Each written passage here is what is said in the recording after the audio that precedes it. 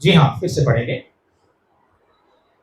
उसने उनसे जो अपने ऊपर भरोसा रखते थे कि हम धर्मी हैं हाँ और दूसरों को तुच्छ जानते थे, हाँ जी, यह दृष्टांत कहा। हाँ दो मनुष्य मंदिर में प्रार्थना करने के लिए गए। हाँ एक फरीसी था और हाँ और दूसरा चुंगी लेने वाला। हाँ। तो ये जो फरीसी, और पढ़ते रहे खुदा बाप ने कहा फरीसी शास्त्रियों से सावधान रहना, है ना। वो 23 है, शास्त्री फरीसी तुम पर हाय, क्योंकि तुम दिखावे का जीवन जीते हो। क्या बोला जी?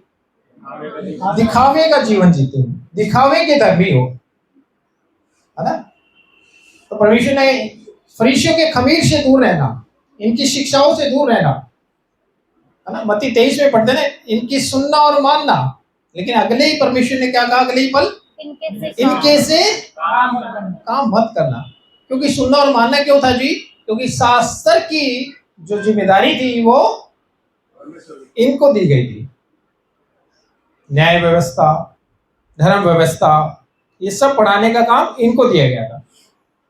ये काम तो यहां तक कर रहे थे, लेकिन ये क्या कर रहे थे? मनुष्यों के धर्मोपदेश को क्या है, वचन में मिलाकर मनुष्यों की विधियों को क्या धर्मोपदेश बनाकर क्या सिखाया करते थे। ये थी गड़बड़। धर्मोपदेश तक दिक्कत नहीं थी, लेकिन मनुष्यों को विधियों को उन्होंने डाला और उनको क्या है, उनको महत्व देना शुरू कर दिया।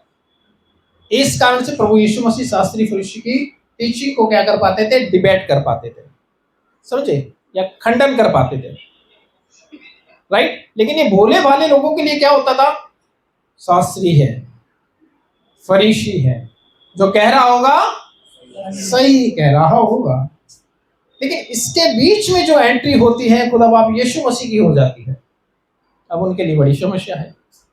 मैं कह रहा था भाई से, मैंने कहा फिर एक ऐसे आदमी की जो टेढ़ा है, वो कह रहे कि नहीं टेढ़ा तो नहीं है। मैंने कहा उनके लिए तो है। फिर एक ऐसे आदमी की एंट्री हो जाती है जो इनकी शिक्षाओं को खंडन करना शुरू कर देता है।